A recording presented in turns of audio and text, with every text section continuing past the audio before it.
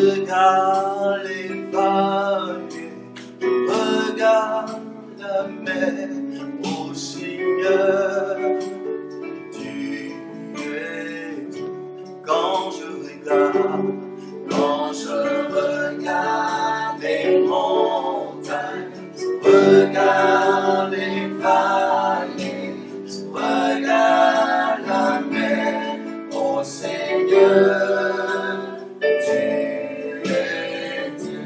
Oh, tu es Dieu, tu es Dieu, tu es Dieu, tu es Dieu devant ce mal. Tu es Dieu, tu es Dieu, tu es Dieu.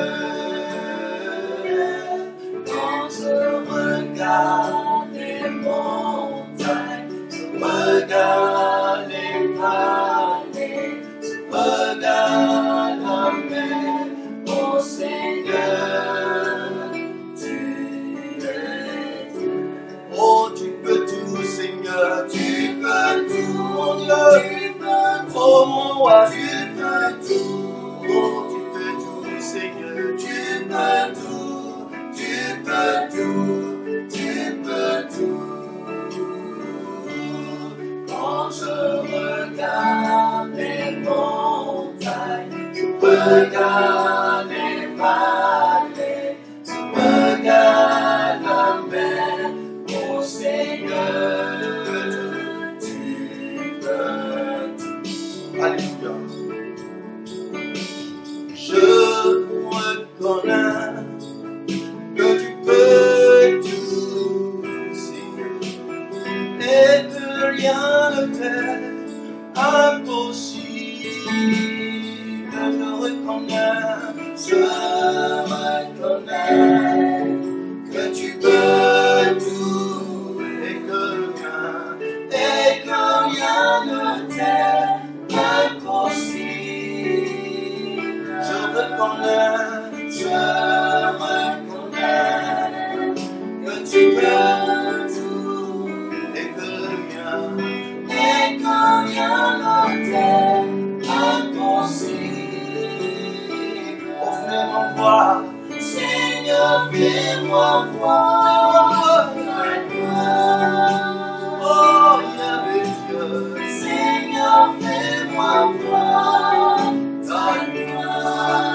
Oh, ta gloire, ta gloire, Seigneur, mon Dieu, Seigneur, fais-moi voir ta gloire, ta gloire, Seigneur, fais-moi voir ta gloire.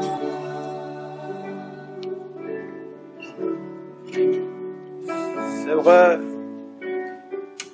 je reconnais que tu peux tout faire, que rien n'est impossible à toi. Tu es le Dieu Tout-Puissant et tu es le Dieu qui a créé l'homme, qui a créé les cieux et la terre et qui a tout fait pour que l'homme soit heureux. Seigneur, ce soir, nous voulons te dire merci et te rendre toute la gloire pour ce que tu as fait pour l'humanité et de ce que tu continues de faire.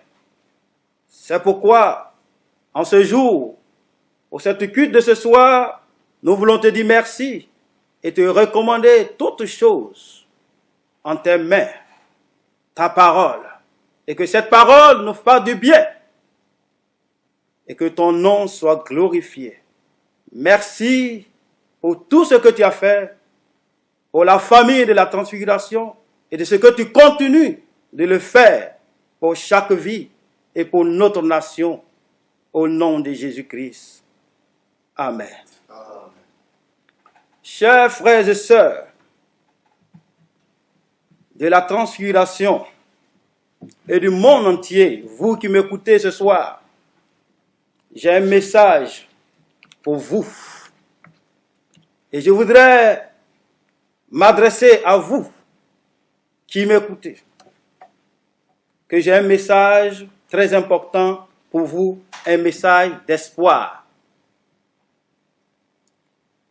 En décembre 2019, tous nous étions pressés de découvrir l'année 2020 pour un nouveau départ ou pour l'émergence.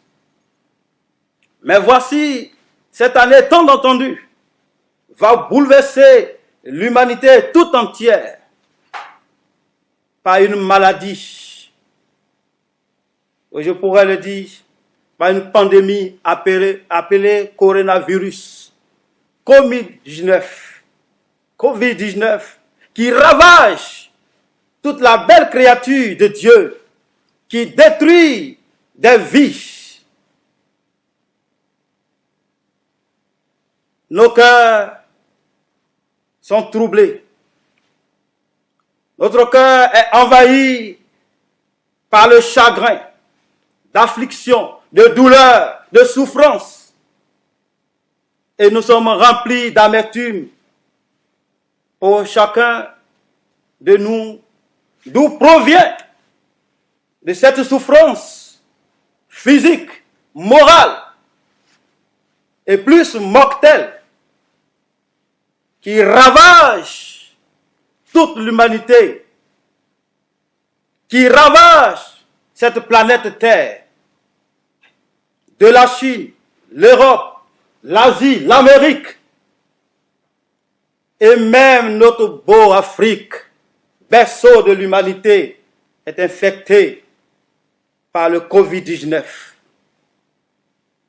Par jour, des milliers de personnes perdent la vie dans les hôpitaux. Tous les États sont troublés. Les grands chercheurs mondiaux sont troublés. Les grandes puissances, les scientifiques, le monde puissant sont paniqués. Les grands docteurs mondiaux sont confus. Les membres du corps médical sont dépassés de jour en jour de ce qui se passe. Tous les chefs d'État et les membres du gouvernement et certains guides religieux et plusieurs frères et sœurs sont troublés, paniqués face à cette situation. Quelle solution pourrons-nous trouver pour éradiquer cette pandémie? Donc, se pose la question suivante. Que devons-nous faire pour arrêter ce mal? Covid-19 qui ravage l'humanité tout entière. C'est à cette question que nous essayerons de répondre en quelques minutes pour dire à tous ceux qui m'écoutent qu'il y a de l'espoir. Il y a de l'espoir. L'espoir, c'est Jésus-Christ. Alors je vous invite, si vous avez votre Bible, à prendre la parole de Dieu dans le livre de Luc, chapitre 8, le verset 22 au verset 26. Mais nous allons simplement lire à partir du verset 22 au verset 25 et nous allons progresser ensuite. Nous faisons la lecture. Un jour, Jésus monta dans une barque avec ses disciples. Il leur dit, passons de l'autre côté du lac. Et ils partirent. Pendant qu'ils naviguaient, Jésus s'endormit. Un tourbillon fondit sur le lac. La barque se remplissait d'eau et ils étaient en péril. Ils s'approchèrent et le réveillèrent en disant, Maître, Maître, nous périssons. S'étant réveillé, il menaça le vent et le froid qui s'abaissait. Et le calme revint. Puis il a dit, où est votre foi? Saisis de frayeur et d'étonnement, ils se disaient les uns les autres, quel est cet homme qui commande même le vent et l'eau et qui lui obéissent. Amen. Bien-aimés, face à cette situation, que devons-nous faire? Et ce texte que nous venons de lire, c'est l'un des récits que Luc présente. Ici, démontre l'autorité de Jésus sur toute chose, sur toute la nature. Et c'est pourquoi je me propose de donner comme thème, tournons tous nos regards vers Jésus. Tournons tous nos regards vers Jésus. Jésus-Christ est plus fort que la tempête, plus fort que les démons, plus fort que la maladie et la mort. Parce que ce récit que nous venons de lire nous démontre combien de fois Jésus a dominé les choses de la nature, de fait que ses disciples étaient étonnés de voir ce que Jésus venait de faire.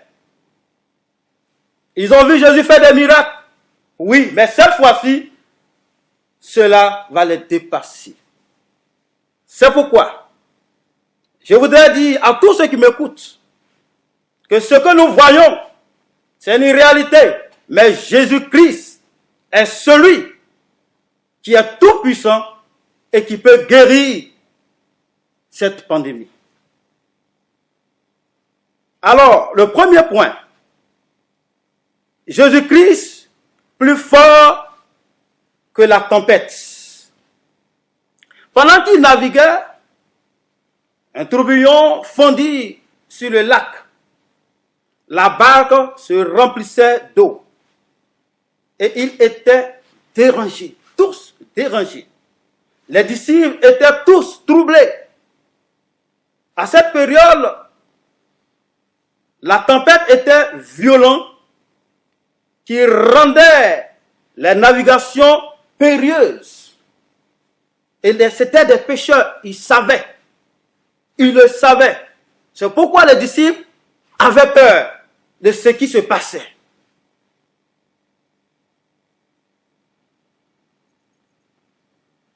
Mais quand ils vont faire recours à Jésus-Christ, Jésus va ordonner de sorte que le calme revient.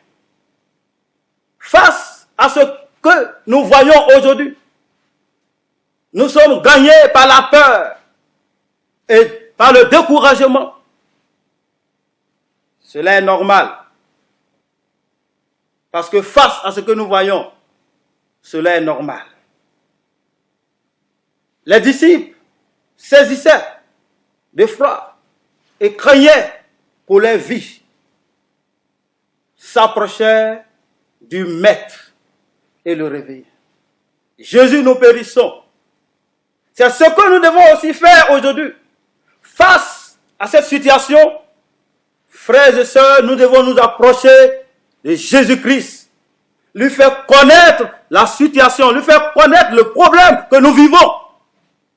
Parce qu'il est tout puissant pour arrêter le mal.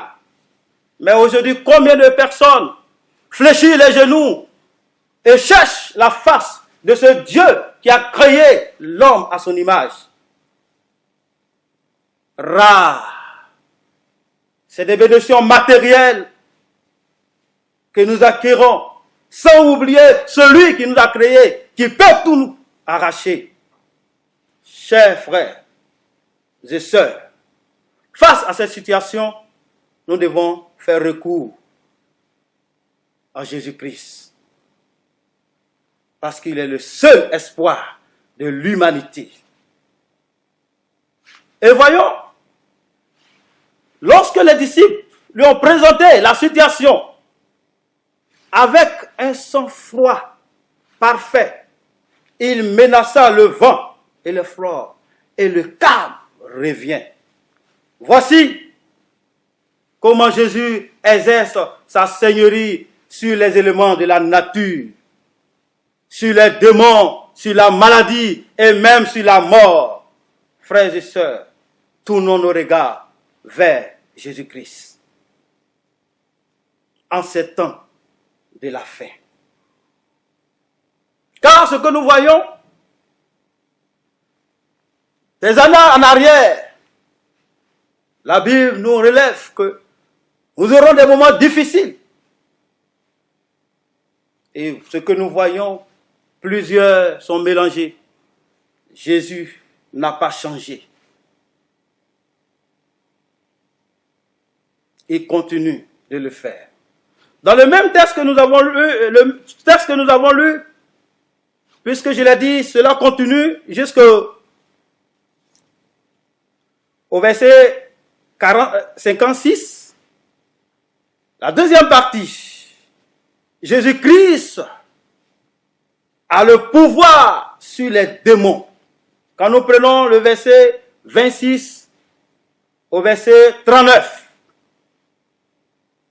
Jésus et ses disciples sur le territoire des Génésaréens où ils racontaient un homme possédé de plusieurs démons appelé Légion. Car plusieurs démons. Il était habité de plusieurs démons. Son cas était critique. Ce cas particulier de possession démoniaque poussait la victime en erreur, nue dans le désert, à fuir la société et à vivre dans les sépulcres. C'était sa demeure.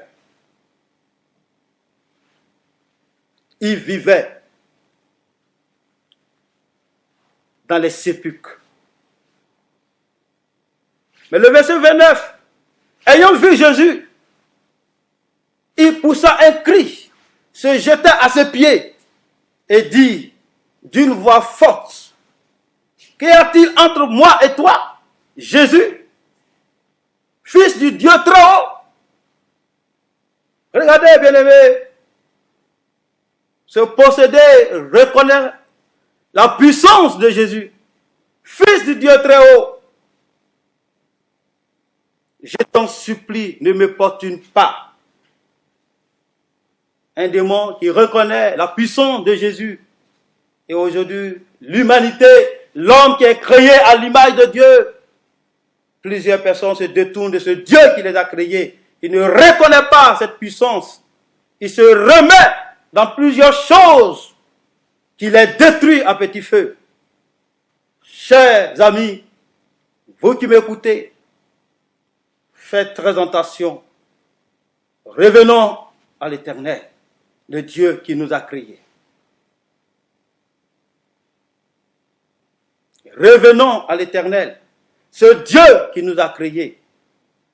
Et voici celui qui a le pouvoir de chasser, de libérer cet homme qui était lié, esclave, par les démons, par des esprits impurs. Jésus va chasser ces démons et cet homme va avoir une vie épanouie, va être délivré, libéré. Jésus peut le faire aujourd'hui pour le monde entier, peut le faire aujourd'hui pour mon frère et pour ma soeur. Et pour toi qui m'écoutes, seulement viens au pied de la croix. Ensuite, dans ce même texte, Jésus a le pouvoir, est plus fort que la maladie et la mort. Le verset 40 au verset 56.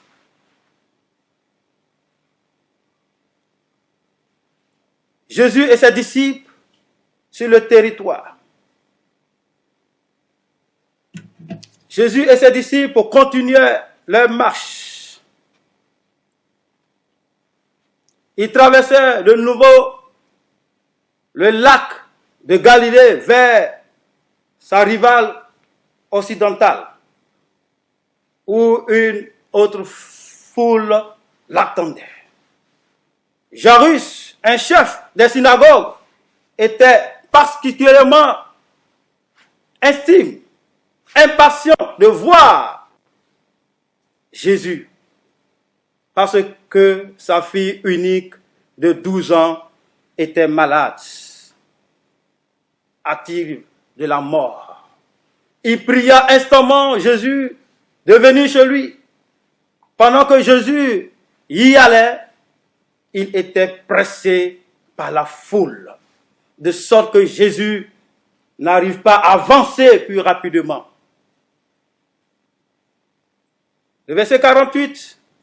Dans cette foule se trouvait une femme timide, mais désespérée, atteinte d'une perte de sang depuis 12 ans.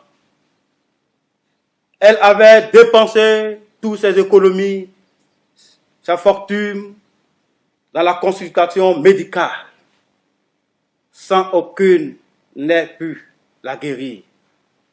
Et elle va faire la rencontre avec Jésus. Elle va toucher le vêtement de Jésus. Elle s'est dit que si j'arrive à toucher le vêtement de Jésus, je serai guéri. Parce que certainement, elle avait entendu parler de Jésus. Et malgré son état de tristesse, elle va toucher le vêtement de Jésus. Et la Bible nous dit que le sang s'arrêta. Alléluia. Jésus a le pouvoir de guérir. Cette femme qui n'avait plus d'espoir, qui ne savait plus ce qu'il faut faire, elle va faire la rencontre avec Jésus, toucher les vêtements de Jésus, elle va recouvrir la guérison. Ma soeur, toi qui m'écoutes, une chose est sûre, Jésus de Nazareth peut sauver notre nation de cette pandémie, peut sauver le monde de ce qui se passe. Parce que sans lui, nous ne pouvons rien faire. Ce que nous devons faire recours à l'Éternel. Nous devons retourner à notre Créateur. Nous devons retourner à Jésus-Christ, notre Sauveur. Chers frères, cela n'est pas terminé. Et le Jairus qui va inviter Jésus pensait que Jésus a pris de retard. Et on va lui dire que sa fille est morte. Mais Jésus, lorsqu'il va entrer dans cette maison, va ressusciter cette jeune fille. La guérison, la résurrection.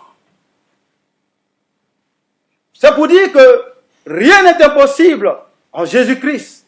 Tout est possible. Ce que nous vivons aujourd'hui dans notre monde, dans notre pays, la solution ne se trouve ni ailleurs.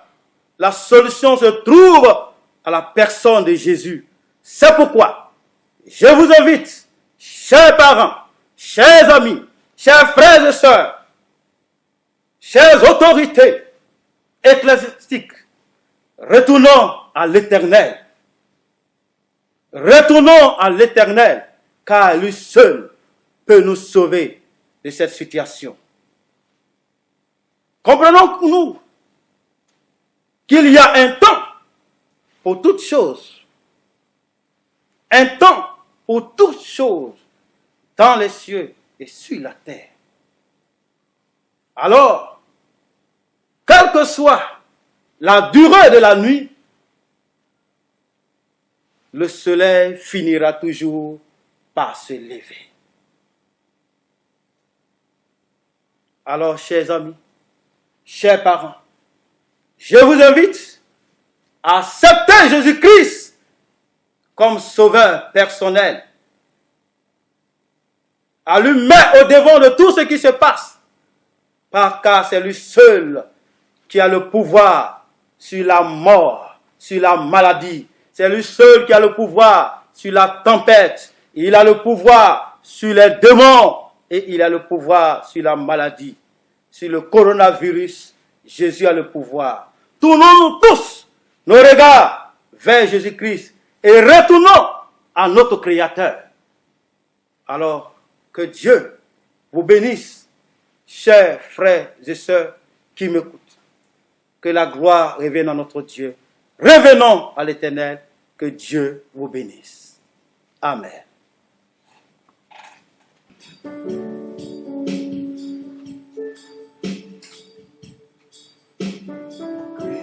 C'est la peine recherchée de mon âme. Ô Seigneur, soutiens ma foi. Christ est la paix. Christ est la paix recherchée de mon âme. Ô Seigneur, soutiens ma foi. Prends-moi, Seigneur, prends-moi, Seigneur, dans mon état. Dieu de Jacob, soutiens ma foi. Oh, prends-moi, Seigneur, prends-moi, Seigneur, dans mon état. Dieu de Jacob, soutiens ma foi. C'est vrai. Prends-moi, Seigneur, le Dieu de Jacob, soutiens ma foi. Chers frères, avec ce que nous venons d'entendre, nous allons prier pour 3 sujets. Premièrement, nous allons prier pour tous ceux qui sont malades. Car notre Dieu est le Dieu qui guérit. Jésus a dit dans sa parole, par ses maîtresses, nous sommes guéris. C'est pourquoi nous allons prier pour tous ceux qui sont malades, atteints de cette maladie, que le Seigneur les guérisse. Seigneur notre Dieu, nous voulons nous approcher de toi ce soir pour confier également, ô Dieu, tes serviteurs, tes servantes, tous ceux qui sont malades, qui souffrent de cette maladie. Nous voulons te recommander en ta main, Jésus-Christ de Nazareth, toi qui guéris, nous te prions de les toucher là où ils se trouvent, dans les lieux où ils sont, dans les lits où ils sont couchés. Nous te prions au nom de Jésus-Christ de les guérir. Seigneur, visite-les et rétablis-les de cette maladie. Que la maladie s'éloigne. Que la maladie s'éloigne de la vie. Jésus, tu es le médecin par excellence. Tu es le médecin par excellence. C'est pourquoi nous te prions, Jésus, de les libérer de la maladie. Dans le nom de Jésus-Christ que nous avons prié. Merci, Seigneur. Au nom de Jésus-Christ. Amen. Nous allons prier pour le deuxième sujet. Prier pour notre pays et pour le monde entier. Que le Seigneur puisse, ô Dieu, trouver le remède de cette pandémie parce qu'il est le Dieu qui guérit. Il sait par où libérer la nation, libérer notre Afrique, libérer l'Europe. Alors nous allons prier pour que le Seigneur puisse libérer toutes ces nations atteintes de cette maladie. Seigneur, nous voulons, Jésus-Christ de Nazareth, te confier la planète Terre en tes mains. Cette planète qui est infectée par la maladie. Toi, tu sais, tu connais l'origine de ce mal. C'est pourquoi nous te prions au nom de Jésus-Christ de permettre pour que le monde entier puisse voir ta gloire, puisse voir ta puissance, puisse voir ton autorité, puisse voir ton pouvoir. Parce que Dieu, tout Tout est possible à toi. Là où tous sont fermés, tu crées un chemin. C'est pourquoi le monde entier est bouleversé. Mais nous voulons te prier pour que tu te révèles de sorte que le monde entier puisse savoir que Dieu, tu es puissant, que Jésus, tu es puissant, parce que tu es celui qui a créé le monde, qui a créé l'homme. Et tu sais comment faire pour libérer l'homme de cette pandémie. Nous te prions pour la planète Terre que tu vas délivrer, et en cela tu susciteras des cœurs qui vont te connaître, tu te révéleras à chacun pour te connaître à travers cette situation. Merci de le faire au nom de Jésus. Amen. Nous allons prier pour le dernier sujet. La foi des uns et des autres est perturbée et chacun ne sait plus quoi faire. On se retrouve dans l'amour, dans la fraternité, mais maintenant à cause de cette situation, chacun reste sur lui. Alors pour ceux qui sont faibles, sont troublés, nous allons prier pour la foi de nos fidèles. Que le Seigneur puisse renouveler et l'assister et que chacun puisse tenir ferme parce que nous sommes dans les temps de la fin. Prions pour la foi. Nous voulons te prier, Seigneur. Nos frères et sœurs, nous voulons les recommander à ta main. Nous voulons te prier pour que, Seigneur, tu puisses les assister, tu puisses les soutenir, à maintenir leur foi, oh Dieu, dans ton service, pour ne pas que chacun puisse éloigner. Permets que chacun, chaque jour, s'attache à une vie de prière, à une vie de méditation. Oh Dieu, que chaque famille, chaque foyer se donne, oh Dieu, aux exercices spirituels, à être connecté avec toi, pour ne pas perdre la foi. Renouvelle la foi de chacun. Oh Seigneur, nous te disons merci. Au nom de Jésus-Christ, que la gloire te revienne. Au nom de Jésus que nous avons prié. Amen. Au des combats, c'est le roi des rois, dans le ciel entre la montagne, le rocher de notre foi. Nous serons bien projetés, ici-bas dans les eaux, mais là-haut nous serons bénis. Amen.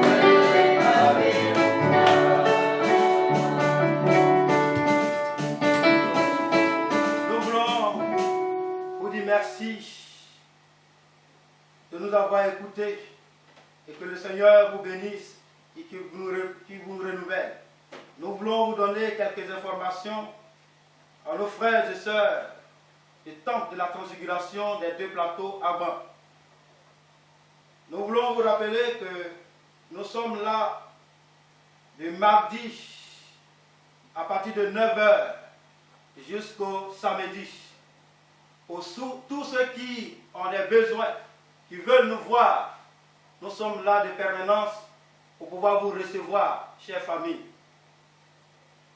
Et nous voulons encore vous encourager de respecter les mesures données par le gouvernement pour que nous soyons tous épargnés de cette maladie. Et nous voulons encore vous dire que nous sommes là encore le jeudi 2 avril. Alors vous pouvez nous suivre en direct à partir de 19h.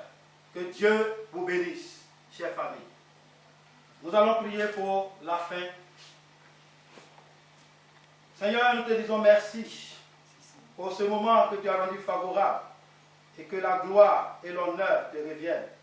Nous savons que tu sais toutes choses et tu connais toutes choses. Alors, nous voulons te dire merci pour ce qui se passe. Et bien, nous croyons que Jésus, tu es déjà là pour donner l'espoir à l'humanité et à nos frères et sœurs. Merci pour ce moment que tu as rendu favorable et que la gloire et l'honneur te reviennent. Merci pour ce moment que nous allons clore au nom de ton Fils Jésus que nous avons prié. Amen. Amen. Que Dieu vous accompagne.